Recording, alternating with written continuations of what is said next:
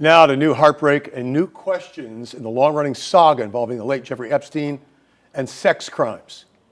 As we first reported late last week, Virginia Giuffre, one of Epstein's most outspoken accusers, died by apparent suicide.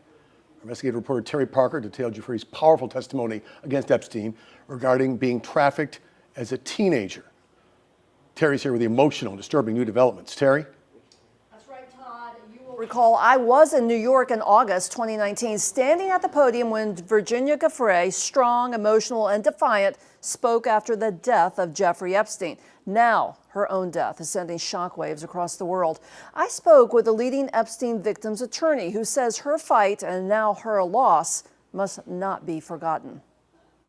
I was recruited at a very young age from Mar-a-Lago. Virginia Giuffre's story became a symbol of the fight against Jeffrey Epstein's dark empire. Recruited as a teenager while working at Mar-a-Lago, Giuffre says she was groomed by Epstein's close confidant, Ghislaine Maxwell, and trafficked to Epstein's powerful friends, including Prince Andrew of Britain, who has denied wrongdoing. Giuffre fought for years to hold Epstein and others accountable and stood boldly in the public eye even as she faced fierce attacks. Attorney Spencer Kuvin, who represented other Epstein victims, says her sudden death is heartbreaking, but sadly not shocking. It's incredibly sad. Virginia was a very strong advocate for the victims of Jeffrey Epstein.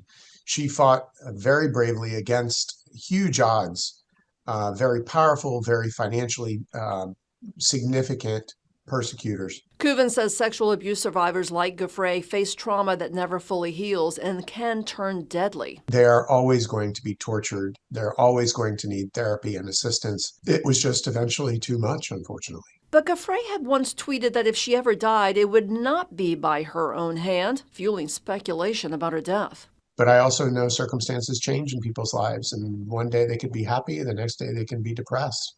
So it's really hard to say. Yeah, and we still don't know how she died. There hasn't been enough information yet. The Australian government needs to release that information to let the world know what happened. Kuvin says to prevent lingering doubt like there still is around Epstein's death, authorities must be fully transparent with their findings. Kuvin also revealed something chilling. During a lawsuit, he personally toured Epstein's Palm Beach mansion and discovered evidence of surveillance cameras hidden in every room, a trove of potential evidence the public has never seen. I was able to see where the cameras used to be mounted in the rooms, but had been taken down either prior to the search warrant or while the search warrant occurred. Kuvin says those hidden tapes and the client list that may exist could hold answers the world is still waiting to see.